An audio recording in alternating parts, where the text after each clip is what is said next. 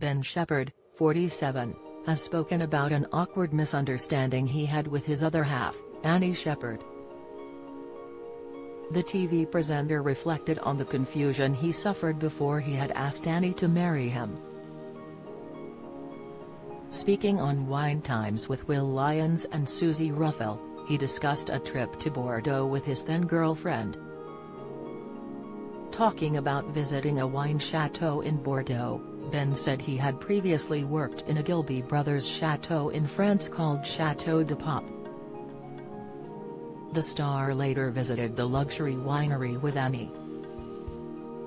Ben said that Annie took him there as a surprise while they were dating, with the intention of getting him to propose to her. He said, "I was with my wife about 9 years before I realized I needed to ask her to marry me. She did take me one Easter. She contacted them and asked if we could stay there in the hope I would propose to her. We had the most amazing weekend. It was only years later when she said, 'You do realize why we went there, don't you?' He joked that he didn't want to ruin the amazing trip by proposing and potentially being told no. Susie consoled him by saying, "If she planned a trip I doubt she'd say nah, I'm alright thanks." Ben added that the pair have since promised each other to go back and visit Château de Pop.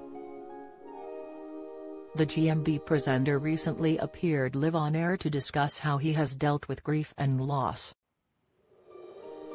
Reverend Richard Coles was talking about his new book, Murder Before Evensong, on the show 2 weeks ago, but the Good Morning Britain hosts were keen to hear how he was doing following the death of his spouse in 2019. As the Reverend spoke about dealing with loss, Ben Shephard said he has struggled recently following the death of a friend.